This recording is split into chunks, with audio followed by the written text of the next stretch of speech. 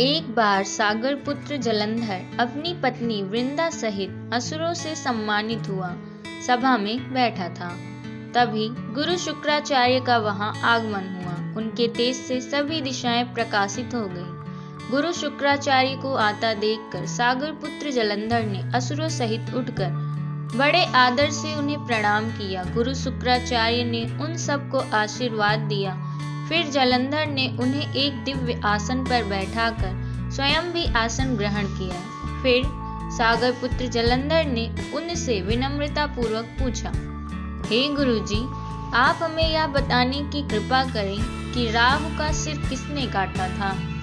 इस पर दैत्य गुरु शुक्राचार्य ने विरोचन पुत्र हिरण्यकश्यप और उनके धर्मात्मा पौत्र का परिचय देकर देवताओं और असुरों द्वारा समुद्र मंथन की कथा संक्षेप में सुनाते हुए बताया कि जब समुद्र से अमृत निकला तो उस समय देव रूप बनाकर राहु भी पीने बैठ गया।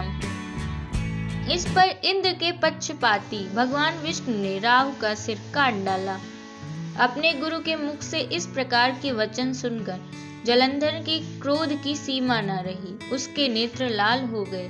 फिर उसने अपने धस्मर नामक दूत को बुलाया और उसे शुक्राचार्य द्वारा सुनाया गया वृत्तांत सुनाया।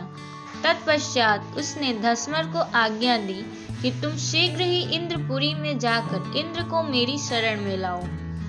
धस्मर जलंधर का बहुत आज्ञाकारी एवं निपुण दूत था। वह जल्द ही इंद्र की सुधर्मा नामक सभा में जा पहुंचा और जलंधर के शब्दों में इंद्र से बोला, हे देवता धाम, तुमने समुद्र का मंथन क्यों किया और मेरे पिता के समस्त रत्नों को क्यों ले लिया? ऐसा करके तुमने अच्छा नहीं किया। यदि तू अपना भला चाहता है तो उन सब रत्नों एवं देवताओं सहित मेरी शरण में आ जा, अन्यथा मैं तेरे राज्य का ध्वंस कर दूंगा। इसमें कुछ भी मिथ्या नहीं है। इंद्र बहुत विस्मित हुआ और कहने लगा, पहले मेरे भय से सागर ने सब पर्वतों को अपनी कुछ में क्यों स्थान दिया और उसने मेरे शत्रु दैत्यों की क्यों रक्षा की? इसी कारण मैंने उनके सब रत्न हरण किए हैं। मेरा द्रोही सुखी नहीं रह सकता, इसमें संदेह नहीं। इंद्र की ऐसी बात सुनकर वह दूत शीघ्र ही जलंधर के पास आया और सब बातें कह सुनाई। उसे सुनते ही वह दैत्य मारे क्रोध के अपने होस्ट फड़फड़ाने लगा और देवताओं पर विजय प्राप्त करने के लिए उसने युद्ध आरंभ किया। फिर तो सब दिशाओं पाताल से करोड़ों करोड़ों दैत्य उसके पास आने लगे। शुंभ निशुंभ आदि करोड़ों सेनापतियों के साथ जलंधर इंद्र से युद्ध करने लगा। शीघ्र ही इंद्र के नंदन वन में उसने अपनी सेना उतार दी।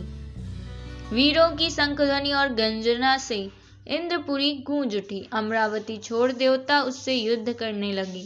भयानक मार काट हुई। असुरों के गुरु आचार्य शुक्र अपनी मृत संजीवनी विद्या से और देव गुरु बृहस्पति द्रोणागिरि से औषधि लाकर चिल्लाते रहे। इस पर जलंधर ने क्रुद्ध होकर कहा कि मेरे हाथ से मरे हुए देवता जी कैसे जाते हैं? जिलाने वाली विद्या तो आपके पास है। इस पर शुक्राचार्य ने देव गुरु द्वारा द्रोणाचार्य से औषधि लाकर देवताओं को जिलाने की बात कह दी। यह सुनकर जलंधर और भी कुपित हो गया। फिर शुक्राचार्य जी ने कहा, यदि शक्ति हो तो द्रोणागिरि को उखाड़कर समुद्र में फेंक दो, तब मेरे कथन की सत्यता प्रमाणित हो जाएगी। इस पर जलंधर कुपित होकर जल्द ही द्रोणागिरि पर्वत के पास पहुंचा और अपनी भुजाओं से पकड़कर द्रोणागिरि पर्वत को उखाड़कर समुद्र में फेंक दिया। यह तो भगवान शंकर का तेज था। इसमें जलंधर की कोई विचित्रता नहीं थी। तत्पश्चात वह सागर पुत्र युद्ध भूमि में आकर बड़े तीव्र गति से देवताओं का संहार करने लगा। जब द्रोणाचार्य जी औषधि लेने गए तो द्रोणांचल को उखड़ा हुआ शून्य पाया। वह भयभीत हो देवताओं के पास आए और कहा कि युद्ध बंद कर दो, जलंधर को अब नहीं जीत सकोगे।